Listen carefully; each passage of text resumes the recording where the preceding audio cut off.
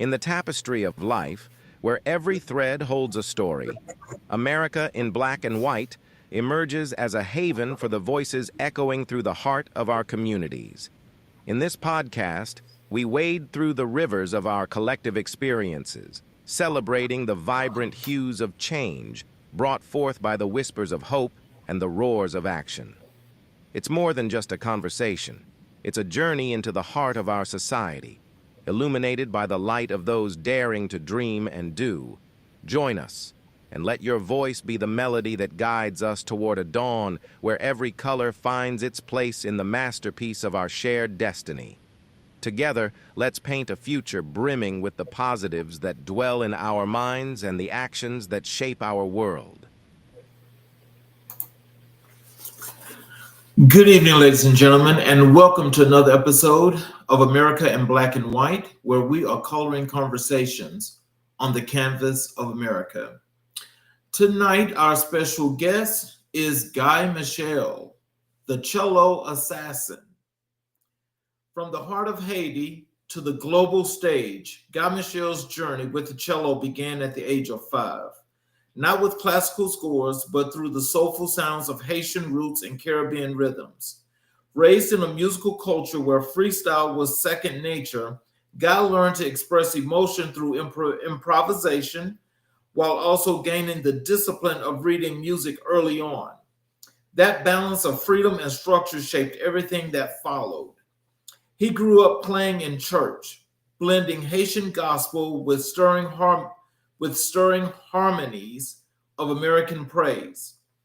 After moving to the U.S., Guy pursued classical music not out of passion, but necessity to keep the cello in his life. But it wasn't until 2008 that he truly found his voice, stepping away from convention to take a leap of faith into a solo career. That risk opened the door to performances across the U.S. and the Caribbean and beyond. From intimate stages to high-profile events, including the wedding of MLB star Michael Kopech and actress Vanessa Morgan, features on Univision's Muscian Bela, and performances for former presidents of Haiti. Guy has redefined what it means to be a cellist. Today, as a proud member of the Recording Academy, he continues to push the boundaries of his instrument.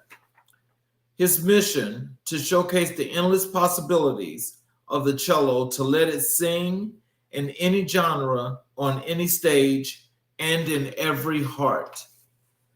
Ladies and gentlemen, we actually have an issue with Guy logging on. Give me 1 second here and let's get this worked out.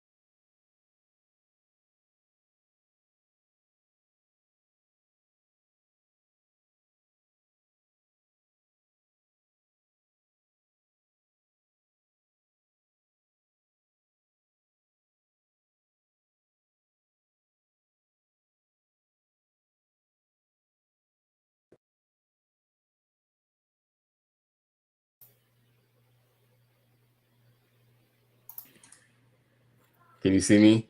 Yes, sir. Yes. Hello, sir. How are you? Welcome to the show. I'm good. I am so sorry.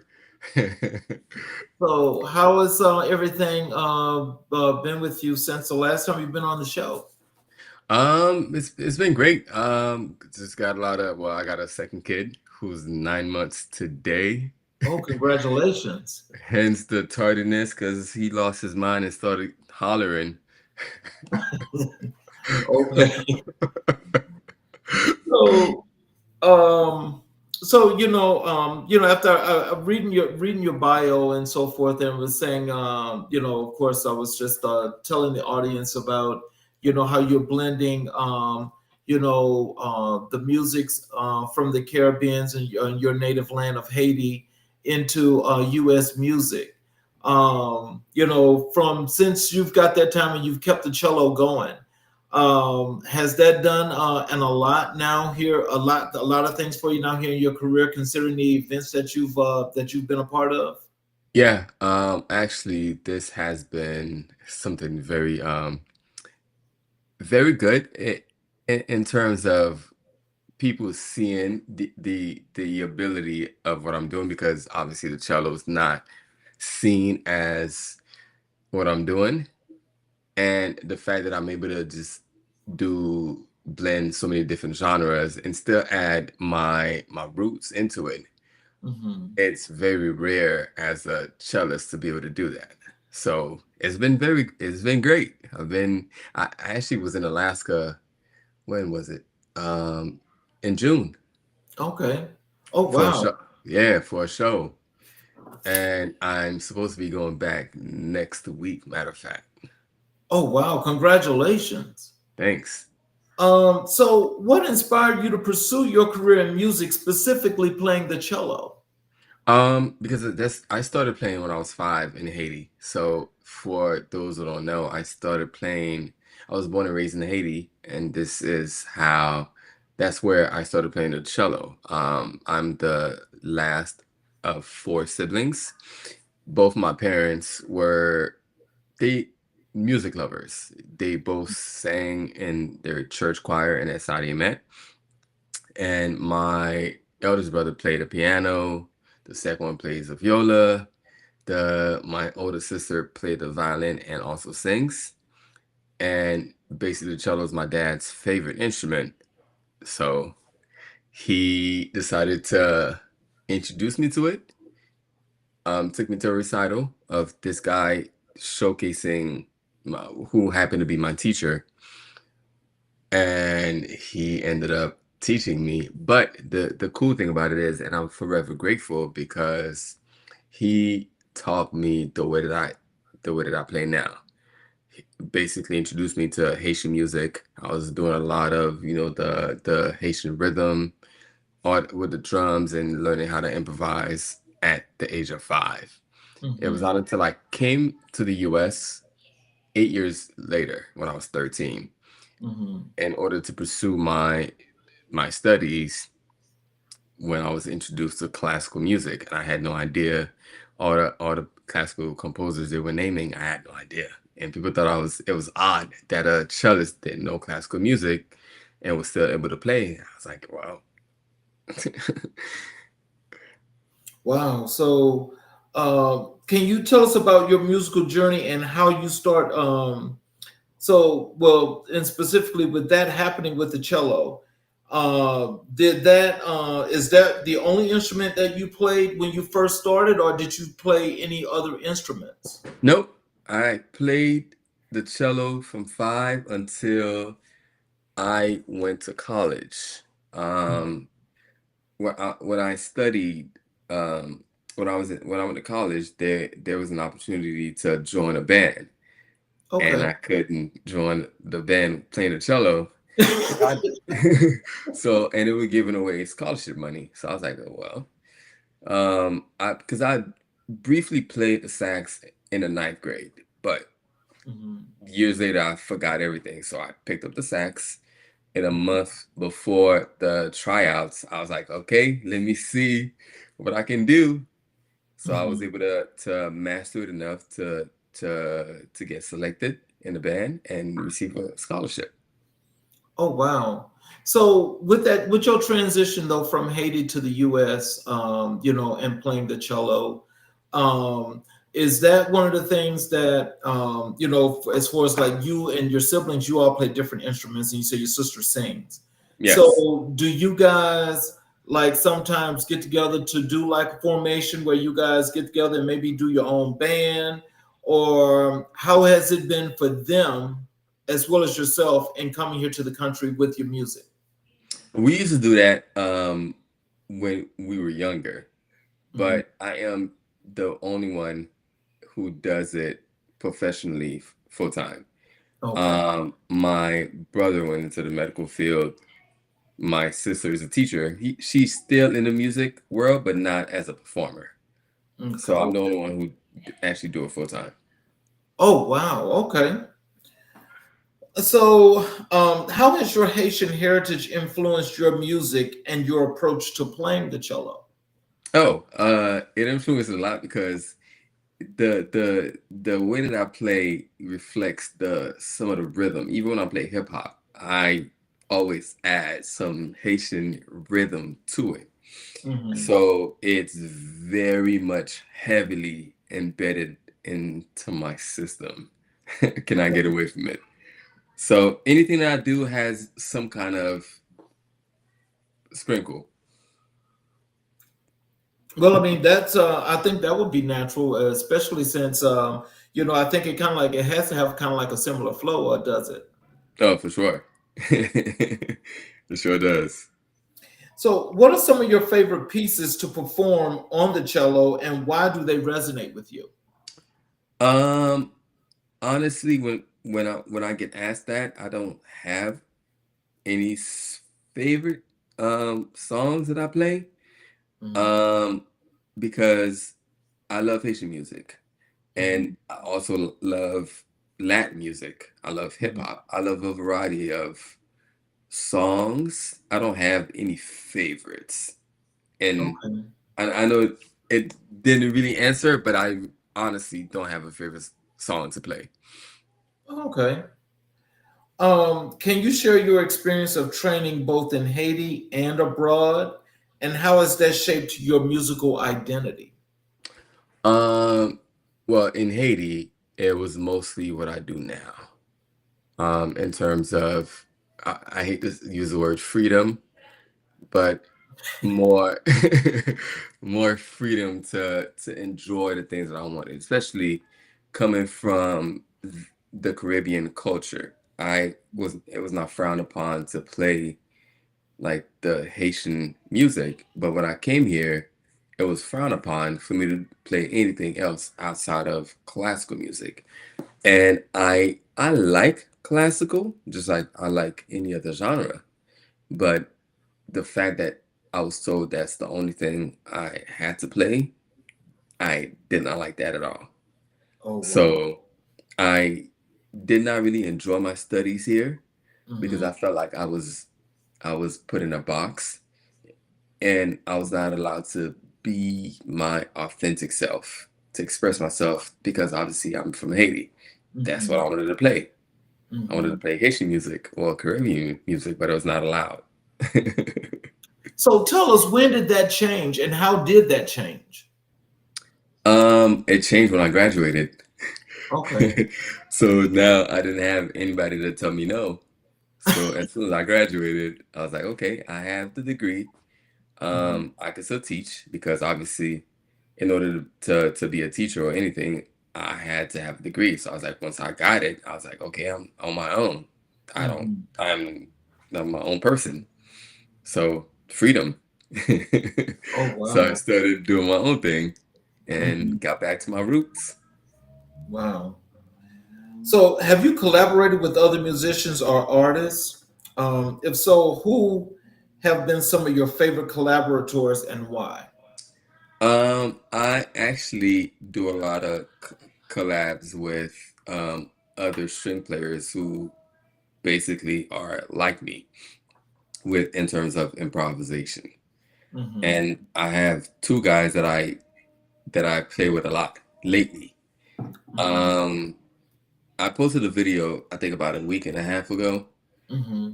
uh this guy that I play with, these two, well, this one of them I play with a lot, and Okay. the other one I just met, but they like the flow is so good, and I enjoy playing with those guys because we could come up with something on the fly, and then there's no pre-rehearsal. It just we feel the music, and then we just go with it. Oh, wow. Yeah. So for you, what does the creative process mean and do for you in knowing that, you're creating this music that people are liking, and if there's a particular genre that it falls under, well, how does that make you feel and where do you go as being a creator? I always like to be as crazy as possible. Um, my mind is always going at 100 miles an hour, funny enough. And my cello practice is just a time for me to experiment. And I have two different ways that I practice. There's the first part where it's just me and the cello, just play, whatever happens, happens. And then the second part is just me playing along, just improvising to different songs to Okay. just see how many different ideas I can come up with. Oh. So, what has been your most memorable performance experience, and what made it so special? Ooh, that's a tough one. Um, one of the first, I would say my very first performance as a solo cellist. The reason why it's so special because I didn't perform for a lot of people. It was probably less than I remember it was probably only 12 people. But what I didn't know, these people were like owners of different businesses. Okay. And me playing for them, I could have easily not, because I have since then I have the same mindset, whether I'm performing for one person or 1,000 people. I'm gonna give you the same amount of energy. So it forever stayed with me because had I treated these people as, okay, there's only 12 people, let me not give my best, I probably would not be sitting here talking to you because these people just they saw me and then one thing led to another. I got a phone call, this, I'm having this event there. I saw you at this place, and then people started calling me to play for them. So that's I would say that's the most memorable because it was my very first one. Okay. Oh, wow. So, how do you merge different musical styles or genres in your cello playing? How? It's kind of tough to explain because it's like when a DJ's like playing, they have all these songs in their heads, and while they listen to it, they could think of another song that would go with it. It's basically what's happening in my head. As I'm playing, I hear something that I think could work, Mhm. and it just translate to my playing. Mm. Well, can you tell us, like, you're located in South Florida, right? Yes. So, being in South Florida, I mean, how often, or is it like a regular thing for you to do performances there, especially around the beach areas? Yeah. South Florida is known for parties and events. Everybody's always having an event on a random Tuesday because they can. Mhm. So I get called. So my performances are somewhat different because it's curated to the performance. I adjust to the vibe. I don't have a specific playlist. I just go with how the crowd is feeling. So Okay. that's what I think kind of like sets me apart Mm. because I'm not stuck to my show. I Okay. could have a playlist. I've That's happened to me so many times. I have an idea and I start playing it and I notice that the crowd is not enjoying it, or I would say not enjoying it, but not really hype, change it up. And then I'm able to just cater. So, are you writing any music, or are you just performing songs? Right now, it's mostly performing songs. I get called to occasionally to write cello parts for like whatever artist is in need of, the cello. But Mhm. I would say that's like probably 5% of my time. Oh wow.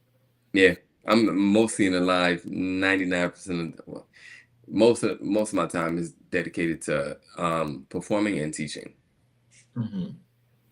So, do you have any new projects that you're working on right now? Um, Not solo project, but probably with the same guys that I mentioned. Well, shout out to Ian and Mikey. So we're gonna be doing a kind of like a video shoot sometime next week to Mhm. play a few songs to put on Spotify and all these things. So these are the guys that I was telling you about just earlier that I enjoy playing with. So we're gonna Right. be doing something like that. Okay. So, so other than those songs that you guys work on, are there any new projects that you're currently working on, or what can your audience look forward to, from you in the near future? Uh, right now the two main things for me is the next performance happening next week, and then the project with the two guys. Okay. And obviously continuing to build my teaching business, basically teaching the next generation on how to improvise, the stage presence and how to become a full-time musician. So that's basically it, but not real upcoming projects per se. So, what are some of the things, as you being an artist and a creator like you are, what are some of the things that you want our audience to know about you, the musician, the cello assassin? What do you want people to know? um one of my passions is the instrument is not made for classical music, and I'm pretty sure I'm gonna get chewed for this. I know somebody's gonna get in my DM like, what am I talking about? But um, and it's not what it's presented to be. Maybe back in the 1600s, that's what it was made for, because that's who um basically ran the world, like the classical Mozart and Beethoven, the people with money back then. But the instrument is not just made for that. And I would tell people to not fall for that. The instrument is the instrument. Just like when you learn to read, nobody forces you to read a novel. You know how to read because you know the letters. You know how to formulate words. You read whatever your heart desires. It's the Mhm. same thing with music. If I play a note, you would not know what genre it is unless I played that specific genre. You could learn an instrument without being tied to any specific genre, and Okay. including classical music. Classical music is a genre. It's not the way to learn. It's a genre just like hip hop, R&B, reggae, bluegrass, jazz, etc. So my thing is, well, I diverted a little bit. I took a different turn. But what to know about me is that I enjoy obviously the cello. I enjoy everything that um is creative. I I am also a fitness guy. I enjoy everything fitness and martial arts. I've been practicing martial arts for 23, 24 years. That's how I got the name the cello assassin. It's like the cello Okay. mixed with the fighting, and then somebody was like, "Oh, cello assassin." Mhm. So that's how I got the name. So music lover, fitness lover, that is me. Mm. What challenges have you faced as a musician, and how have you overcome them? Just like that. For me to tell people that I didn't want to play classical, that was the biggest challenge. Like when I told people that the cello could be mainstream, and it's like, what do you mean? So it's been, even now it's still somewhat an uphill battle. A lot of people still don't see the cello as like a guitar or the drums and stuff like that. They put you in a corner and expect you to just be background. So that's probably the biggest challenge that I've been facing. And it was not until obviously I started showing that I could play just like a singer. I could play just like a violin player. I could play solo. I'm not just the bass in the background. Right. So until I started showing people the possibilities, then it was a hard sell. Wow. Yeah. So since you've been here in the U.S., I mean, is the cello one of those common instruments that you find with a lot of musicians slash artists, or are there just particular people that are playing that Oh, instrument? it's rare. Even now in 2025, Mhm. the cello is not still not a common instrument. Mhm. And that's why every time I tell somebody that I play the cello, the first thing is like, "What orchestra you play with?" And when I tell them I do parties, they're like, "What?" Yes, I play at parties. It's okay.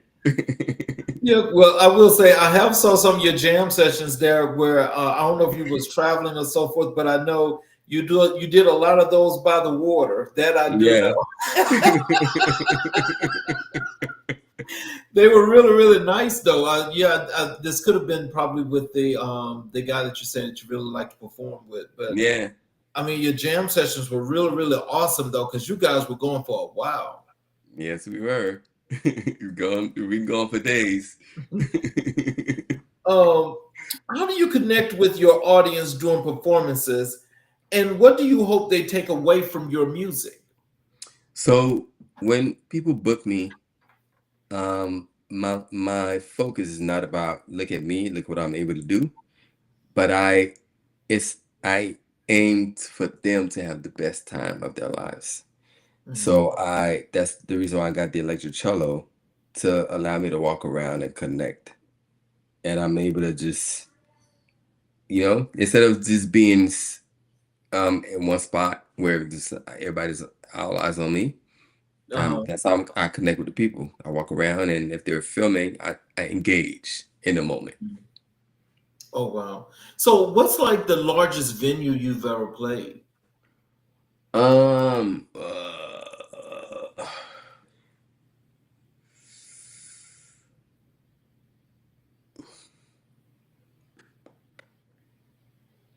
I think it was for the former one of the former presidents of Haiti. He Mhm. came. He had a thing, and I think it was about 4,000 people. Oh wow! Man, oh, it was a lot of people. Ooh, so I know you was really assassinating that I cello. had to. I had to add some extra Uh, sauce in there. Man, because you know what I always found is, especially when I was listening, to some of the clips that you post, is like, what I notice is that it looks like it's such a classical instrument that's different, but the way you were playing it, I mean, you would think you're listening to like a bass guitar, or you're listening to um I forgot what the other one of those other there's another guitar that it sounds like as well, but you give it a lot of flair and a lot of up tempo. How are you able to do that with that particular instrument? Um, One of the first things that I started doing is I started listening to a lot of different people play. Hmm. From like Jimi Hendrix, Hmm. because like soloists, instrumentalists who play actually solo. Hmm. Not particular bands, because bands it's basically just people playing together. Hmm. I paid attention to these solo artists and how they perform, Hmm. and I started copying Hmm. their way. And then once I understood, then I started working on my own signature touch because I didn't want to be I didn't want people to tell me I sound just like X, Y, Mhm, and Z. Although it would be a huge compliment, but mhm. when I play, I want people to be like, "This is my sound." Right. Well, as you mentioned Jimi Hendrix, I love some Jimi Hendrix.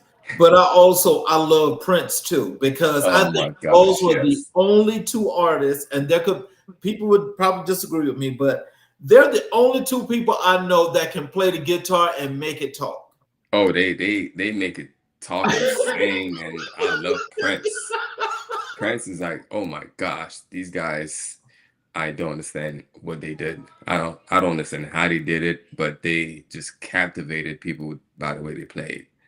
Yeah, but think about it though with Hendrix. I mean, Hendrix had to play it upside down because he was left-handed when he played the guitar, and nobody would never understand that this man could master that instrument like that I before know. they actually start changing them around. But I mean, that's masterful.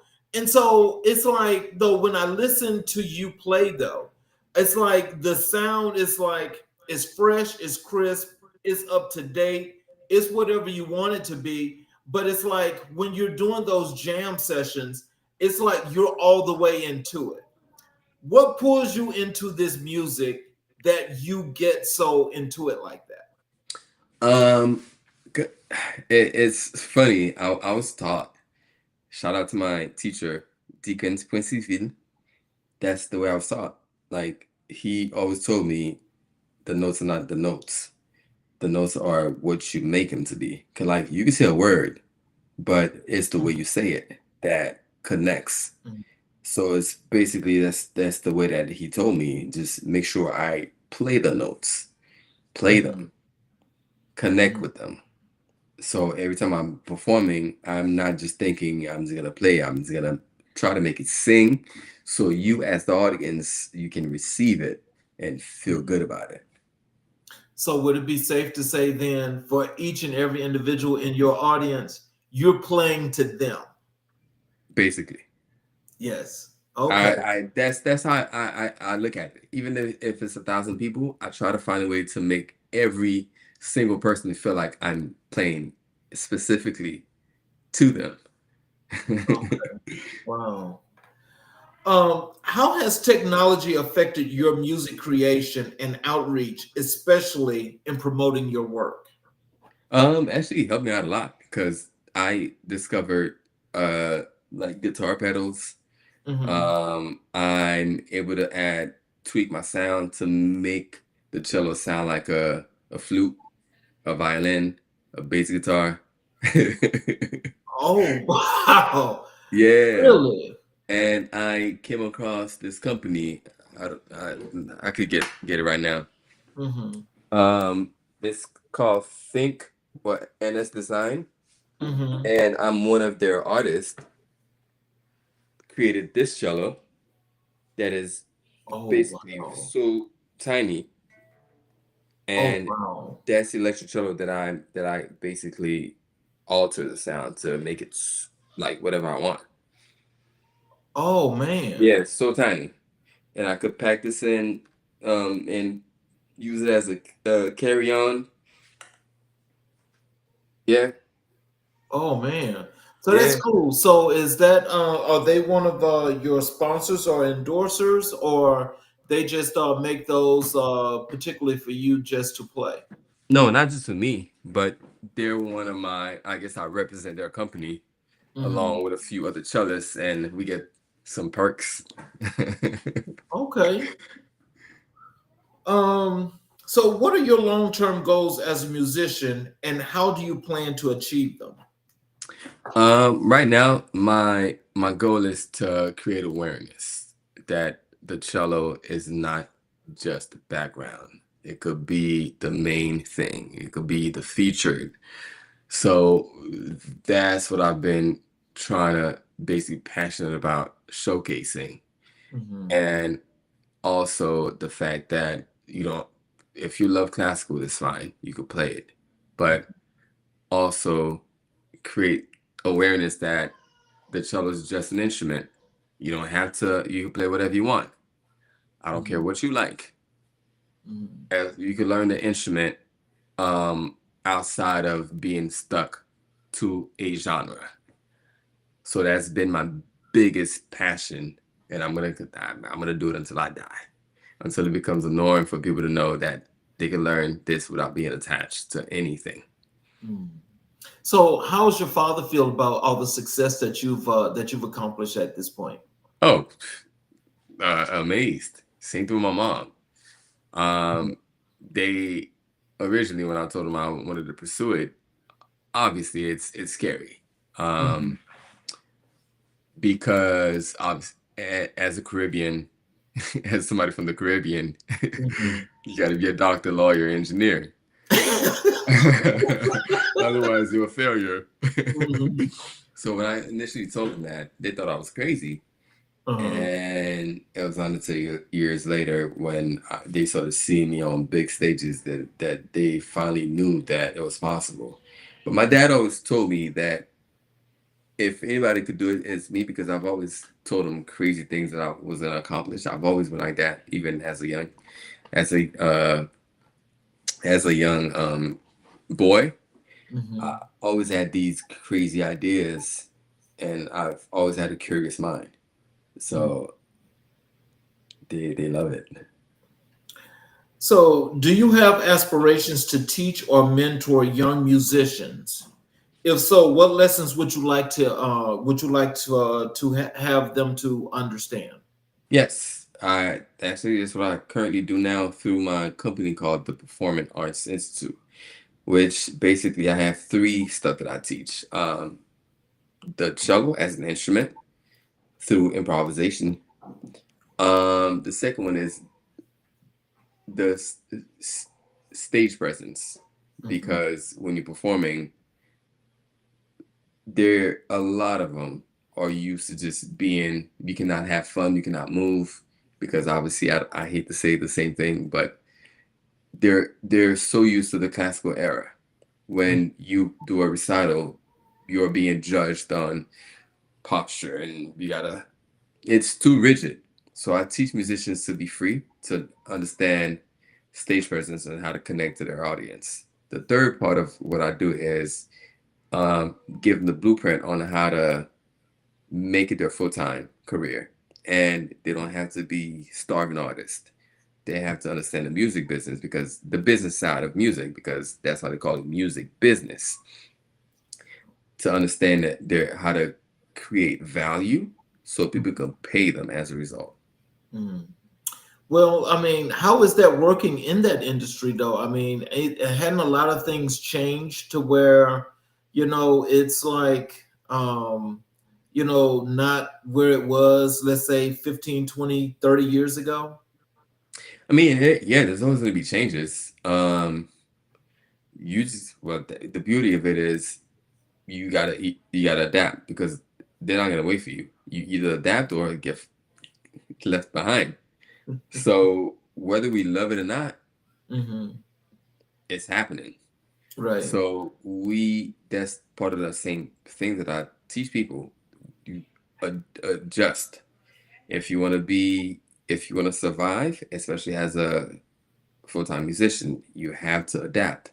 You can't just say I liked floppy disk, because that's what I grew up on, floppy disk. Then CD took it out. Then DVDs took it out.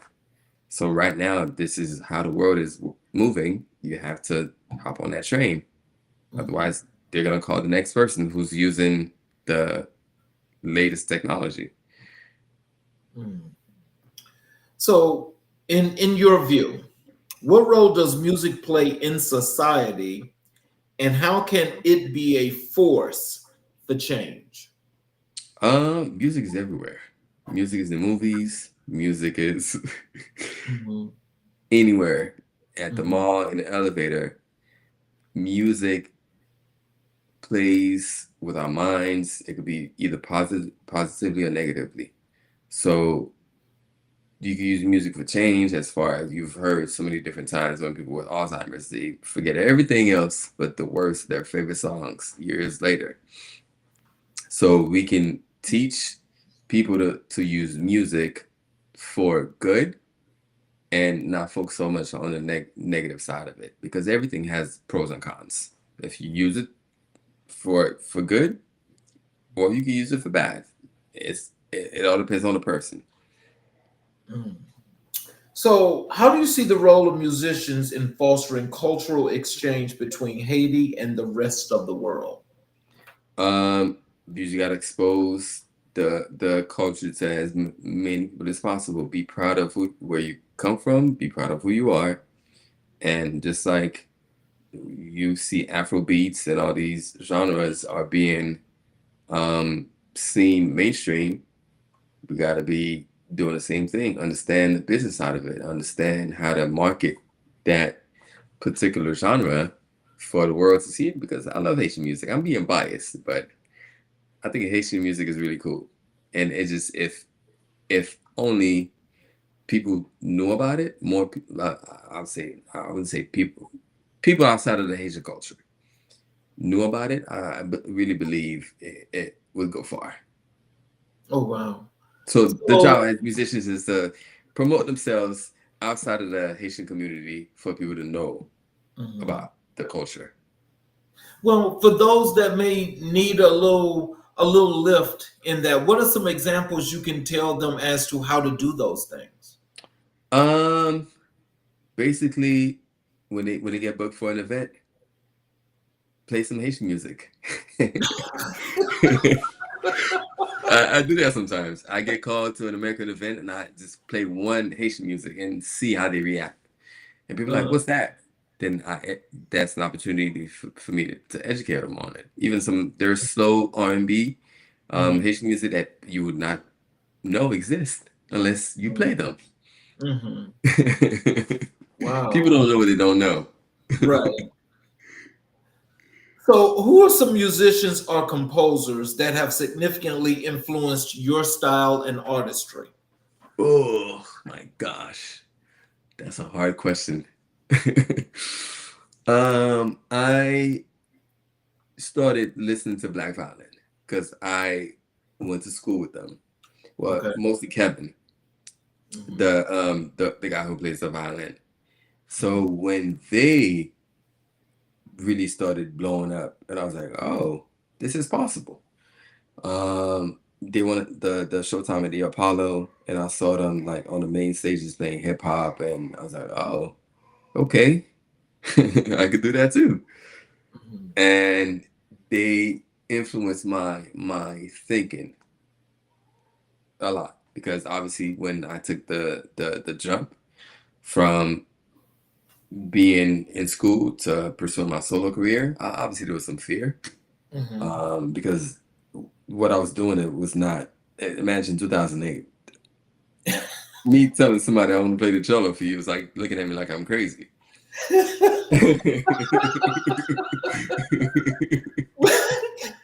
Well, I think initially, especially, in just maybe having just a little bit of knowledge about the cello, you're probably like, really?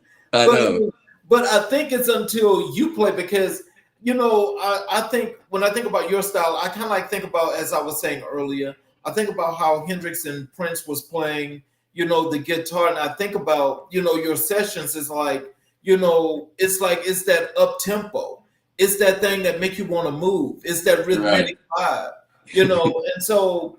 I mean, I think that's the unique part of knowing that you're actually doing that with the cello because it's like, really, Yeah.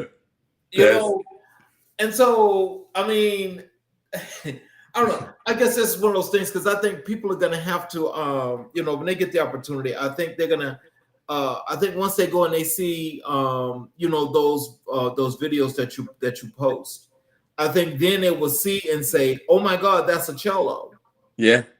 I get the same response even in 2025. Like, oh my gosh, what is this? Um, how has your experience in music contributed to your personal growth and development? Oh yeah. Um, that I always gotta be ready to adjust, Hmm. especially in improvisation. it's a blank paper, and you have to basically create your story, Hmm. and you can take it wherever you want. And it actually has allowed me to think like that, Hmm. because life doesn't happen exactly the way you want it. Hmm. You just have to learn how to navigate through whatever comes at you. So Hmm. that's how it shaped my mind to always think improvisation. Hmm. So let me ask you this, because being a creator, are you more like on the visionary side where you can like just see it and then you can create it, or do you create it and then make a vision? I see it, then Okay. it just I translate it on. It's very hard to explain. Hmm. I see all the details in my head, and from it may not be the whole thing, but I see the Hmm. first couple steps, and I was like, I'm able to just put everything together. Oh wow. So have Yeah. you always been like that, or has it taken you a while to get to that point? I've been like that at a very young age. That's why I always told my parents that I've always had a curious mind. I'm Hmm. always thinking, what if, what if, what if? That's what I always ask myself. Even my wife sometimes get annoyed at me because I'm like, I always have something. What if I could do this? What if I could do that? She's like, okay. Like you're on team too much. Basically, I'm a whole lot. Are you involved in any innovative or experimental music projects currently or planned for the future? Currently, I was asked to be part of a project. These guys actually won the Grammys last year, the last Grammys. Hmm. So I was asked to be part of the next project. So I'm excited about that part. Oh wow. So when is this supposed to happen and where can we watch that so when that drops? I'm actually working on it as we speak. So Okay. I don't know when it's gonna drop because I'm not the owner of the project. Okay. So my thing is just write my part and send it over to them, and then they decide. But once it's out, I will put out the information. Okay. What advice would you give to young musicians who are just starting their journey in music? Focus on your own journey. And a lot of times people put their limited beliefs or their fear on you, Mhm. especially I'm very passionate about this, especially if you're playing a string instrument. Somebody's gonna tell you to join an orchestra. If that's what you want, go for it. But if that's not what you want, please, there are other ways. So don't be afraid to create your own sound. And I know everybody wanna be trendy. Yeah, I know everybody wanna copy the next hot thing. But if somebody did not decide to be original, you would not have the Princes, the Jimi Hendrixes of the world. You would not have the Elvis or whatever superstar we see now, Jay-Z, Beyonce. Mhm. They decided to do their own thing. So my thing to you guys, focus on your own sound, focus on your own signature, even if it's not the most popular one. Stick to it and make sure that you make it popular. So let me step back here because I was intending on asking you this when you were talking about your entrepreneurial side. Um, what got you to the point where you wanted to create what you do as an entrepreneur that's dealing with music? How did you get to that point? Because they I there was a kid who played the cello, Hmm. and his parents reached out to me because he although he loved it, kind of like the same thing that I'm teaching now, he did not like the way it was presented to him. So I was reached out to basically mentor him, teach him. And I was like, oh shoot, if he's like that, I wonder how many other people do not fit in that world. And that's what got me thinking. I'm like, because I know I'm like that. I was never interested. I was last chair the entire time I was at FIU. I was there. And then people didn't think that I like music. I love music. I just was not interested in what they were offering me.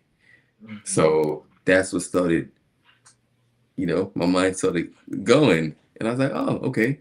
That's when I created the Performing Arts Institute as kind of like that vehicle to teach people that love hip hop, love whatever, Mhm. that there's a possibility to learn these kind of instruments. Mhm. So So, what has been the reception to the work that you're doing there at your center? I mean, like, has it been like one of those overwhelming results that you're like constantly filled, or how does that work? How is that working? funny thing is, a lot of times the the kids are very excited, obviously, but the parents are a lot of parents are open to it, but a lot of them are still hesitant because it's something like so new. They're like, oh my gosh. Um, a lot of them are still, I don't know. He loves it.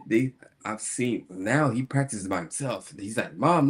But I'm like, if now you see your kid, you don't have to force him to practice.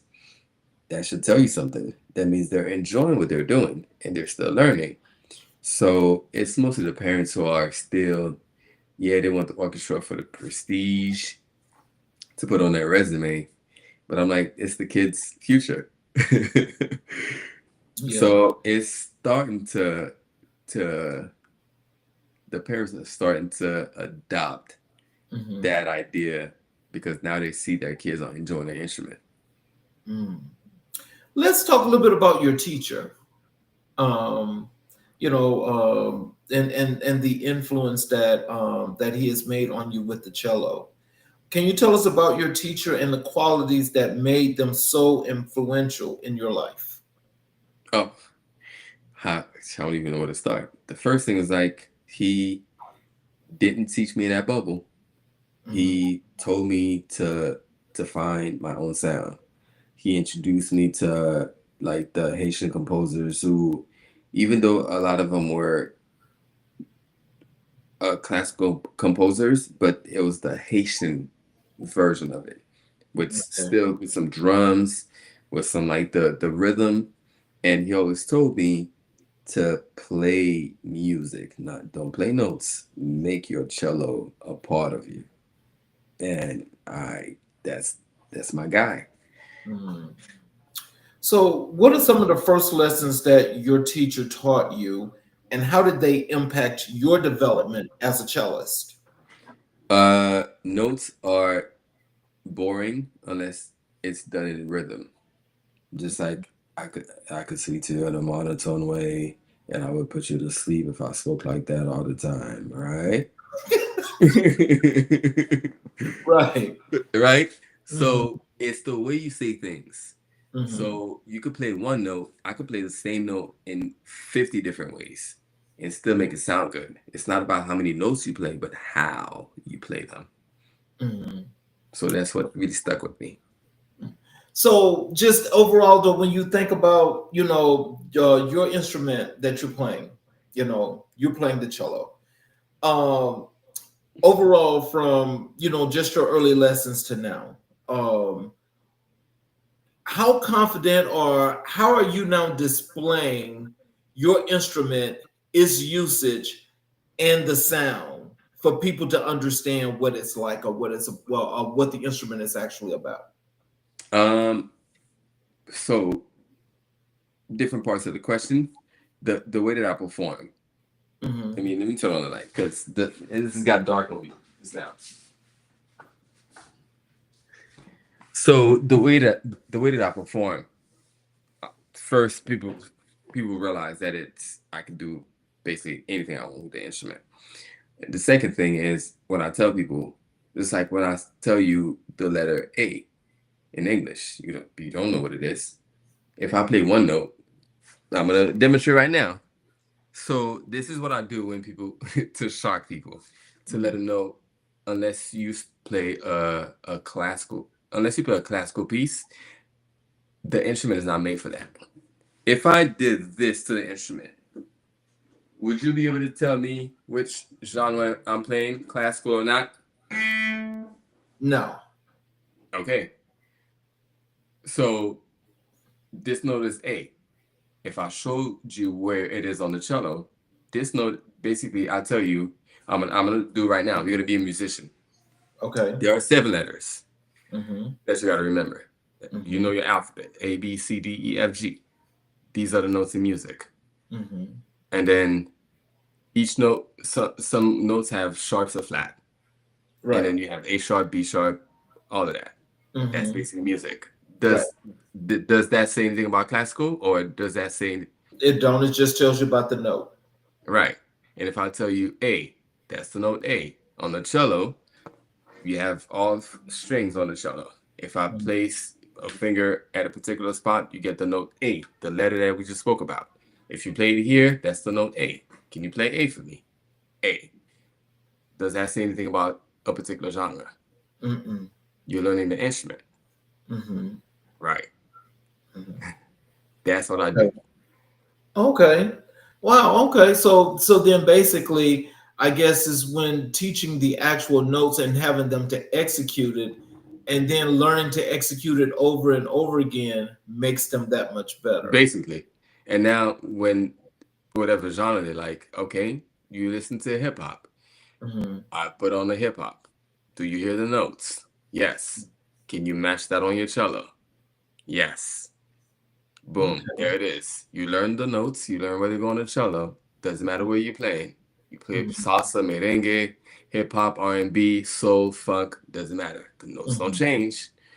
They're just arranged in different ways. Just like when you're talking, the letters are still A, B, C through Z. I could decide to say car. I could say table. Mm-hmm. It's not different letters. It's just them arranged in different ways. It's just like that's the way music is. If I'm playing R&B, I'm gonna play it in a different way, but it's still the same 12 notes. If I'm playing funk, I'm gonna play funk in a different way. I'm still playing the 12 notes. Mm-hmm. Nothing changes. Okay. So, in what ways did your teacher serve as a mentor beyond just music? Did they impart life lessons as well? Yes, because I was a troublemaker when I was young. And I got kicked out of the music program twice. And he was like, young man, you're very talented, but with that kind of behavior, you're not going to go far. So slow that down and know that talent will not take you with a bad attitude. You could be the most talented with a bad attitude. People would rather go with a B tier. So you have to know, you have to be a good person. Wow. So, how did your teacher's music shape your own understanding of music and performance? I mean, just like I mentioned, it shaped me to know that as long as I understand the rule of the game, as long as I understand music, I can apply that to any situation. How did your teacher support you during challenging times in your musical journey? Um, just gave me different ideas to keep trying, to try my own way, to create my own sound, and then everything will fall into place. Can you share a specific instance when your teacher encouraged you to push beyond your limits? I mean, during our lesson, he always did that.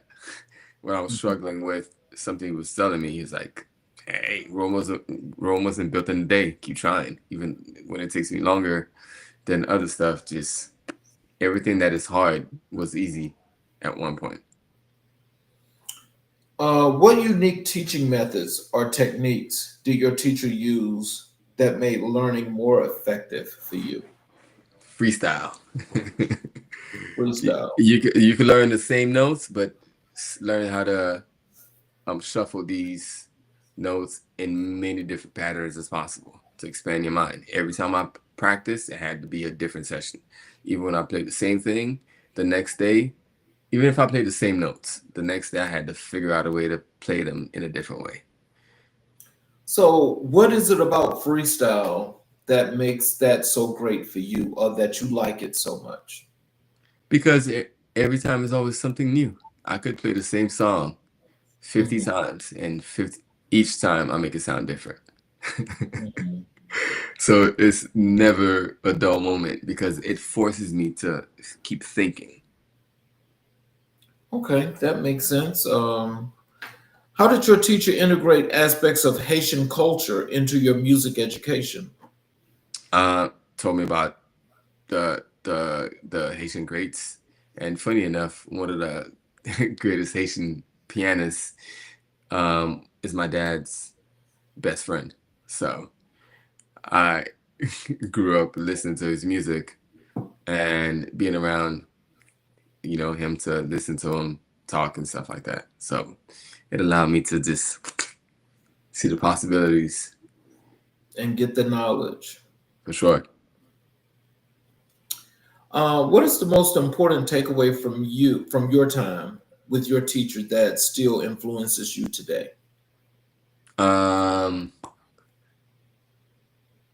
the there's a lot of them, but the most important thing is find your sound, create your own lane. And how do you hope to honor or continue the legacy of your teacher in your own career as a musician? By continuing to do what I'm doing now, exposing um, kids to their own creativity and letting them know that the possibilities just up here. There's no box. They can play whatever they want.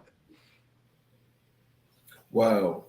So, so then, just from an overall perspective, for what people can learn or take away from you today, is that not only are you a free spirit, but for you, the lifelong journey of being a creator has done wonders for you and how you live your everyday life. Yes, basically, because the world is like a big old improvisation. Mhm. Obviously, life happens. You may have a plan, and then it changes. Mhm. So you have to be able to adjust. So same thing with music. I'm playing Right. something, and a new idea comes to mind, or when I'm performing, I notice the audience is not really, acting the way that I wanted them to be, and I'll just change the music. Right. So, well, is so in closing here, what would you like to tell our audience? Some some words of wisdom, encouragement, how to connect with you on your socials, how to go to your website. What are some of the things you'd like for them to know? Um, Create your own lane. Everybody has their own DNA. You're one of one. Doesn't matter how unique your idea may be, no matter how crazy that idea may be. There's a way to make a living. Because I never thought that I would play the cello for a living. You could niche. The niche could be as slim as you could, as crazy as it sounds. The world is big. It's 8 billion plus. Whatever your desire, there's a high chance that there's a group of people, there's a community that's looking for what you're offering. So remember that you're one of one. Create your own lane. Stay in that lane. Mind your business. Mm, You can find me on all social. Give Michel Music. GUYMICHEL Music. Wherever you are, wherever you cater, wherever you go, you're gonna find me there. okay. Well, I want to thank you for spending this time with us. I appreciate, the education on your journey, because I'm sure that it's very helpful and could be very impactful for an enormous amount of people, especially those young artists that are trying to come up in the music world. Because again, the navigation is so different than what it used to be. So, I think to hear people like yourself, it makes a difference for a lot of people. I'm glad. I'm glad to And, be able to contribute. and so I want to thank all of you that are watching on the YouTube channel. If you have not yet subscribed and got all of the notifications from the YouTube channel, I would like your support. If you would go and do that, as soon as you possibly can, because I'd like for you to get the opportunity to see all the shows live when they do happen, as well as you can go back and watch all the previous recorded shows. I want to thank you guys for listening to Mr. Michel here, as he just gave us some really, really good lessons about the cello, which for most people, as he stated, they pretty much see it as a classical instrument. But until you see him play it, then you'll know that it's, it's definitely a multifaceted instrument, and it's definitely worth the listen. It's worth the learning, and it's worth playing. I want to thank you all for watching the show tonight. We will be back on tomorrow with another great show. I want to thank you, Guy. Appreciate you again for spending this time with us. And we will see you guys tomorrow night with another great show on America in Black and White, where we're coloring conversations on America's canvas. You all have a great evening.